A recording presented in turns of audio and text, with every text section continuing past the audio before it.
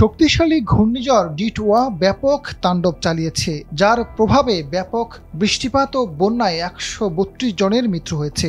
এই ঘটনায় নিখোঁজ হয়েছে আরও ১৭৬ জন। প্রাকৃতিক এই বিপর্যয় মোকাবেলায় শনিবার দেশজুড়ে জরুরি অবস্থা জারি করেছে শ্রীলঙ্কা সরকার। বিপর্যয়কর পরিস্থিতি মোকাবেলায় আন্তর্জাতিক সহায়তার আহ্বান জানিয়েছে দেশটির সরকার।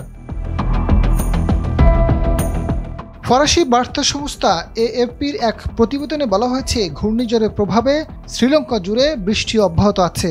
কয়েক এলাকায় ২৪ ঘন্টায় ৩৬০ মিলিমিটার বৃষ্টি রেকর্ড করা হয়েছে। কলম্বোর কাছে ভারত মহাসাগরে মিশে যাওয়ায় ক্যানালি নদীর তীর উপচে অনেক এলাকায় পানি ভেতরে ঢুকে পড়েছে।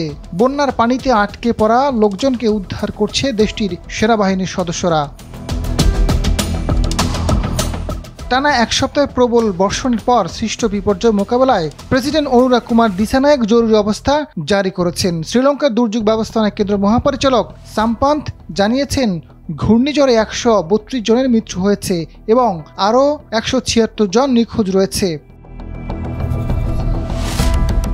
ডিএমসির মহাপরিচালকের বরাতে এএফপি জানিয়েছে, বন্যায় ক্ষতিগ্রস্তদের উদ্ধার ও ত্রাণ কার্যক্রম চলছে। ভারী বর্ষণে ঘরবাড়ি ধ্বংস হয়েছে। ৪৩,৯৯৬ জনকে সরকারি আশ্রয়কেন্দ্রে সরিয়ে নেওয়া হয়েছে। ঘূর্ণিঝড়টি শ্রীলঙ্কা ছেড়ে প্রতিবেশী ভারতের দিকে সরে যাচ্ছে। সশস্ত্র বাহিনীর সহায়তা ত্রাণ কার্যক্রম চলছে।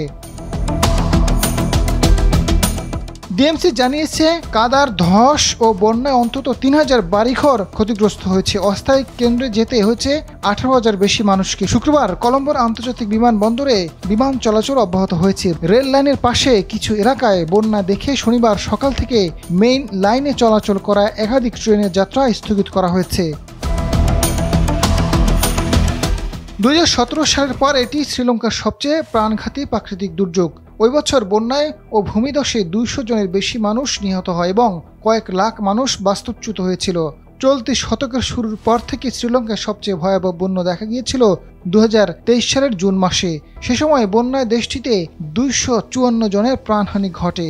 এছাড়া দেশটিতে ২০২৪ সালের জুনের প্রবল বৃষ্টিতে শ্রীলঙ্কায় ২৬ জনের মৃত্যু হয়েছে। ডিসেম্বরের বন্যা ও ভূমিধসে প্রাণ হারায় ১৭ জন।